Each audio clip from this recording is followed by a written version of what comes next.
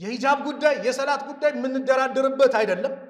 ሂጃብን ኒቃብና ሂጃብን አንተ መተህ ልትፈለፍለው እንዲህ ነው አይመለከትም። ጣልቃ ገብነት ነው።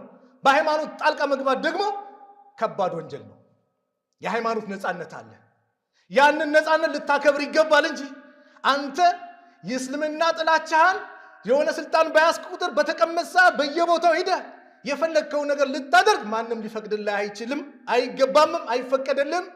አደብ ልትይዝ ይገባል። ትምህርት ሚኒስቴር የሚያመጣቸው ነገሮች ይሄ ብቻ አይደለም። የማጠቃለያ ፈተና የሙስሊሞች በዓል ባሉበት ጊዜ በየጊዜው ያመጣል።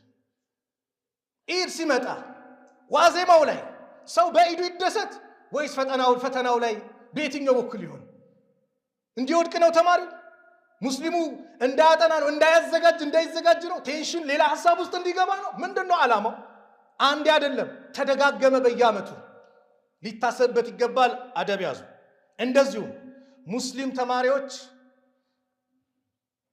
በእስልምናቸው ላይ የተሳሳተ አረዳድ እንዲረዱ በመማሪያ መጽሐፍ ላይ ከኢስላም ጋር የሚጻረሩ ነገሮችን በማሳተም ትምህርት ሚኒስቴር ለሙስሊም አጠቃላይ ለማህበረሰቡ በትኗል።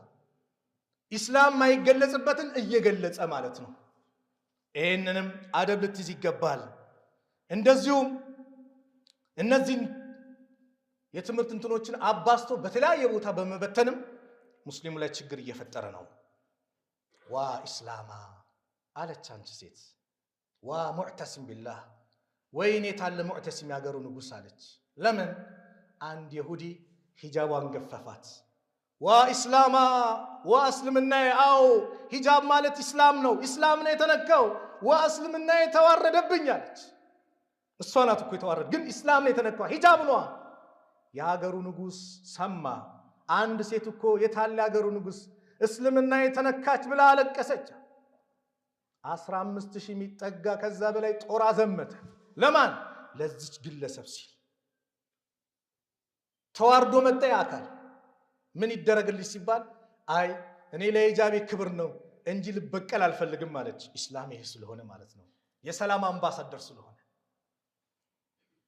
ስለዚህ መጅሊሳችን እንደነዚህ አይነት ሰዎችን ለፍርድ ሊያቀርባቸው፣ አስፈላጊው ቅጣት ሊወሰንባቸው ይገባል። በየጊዜው ነው ኢስላም ጥላቻ ባለበት እንትን በየጊዜው እነዚህ ነገሮች እየበረቱ ነው።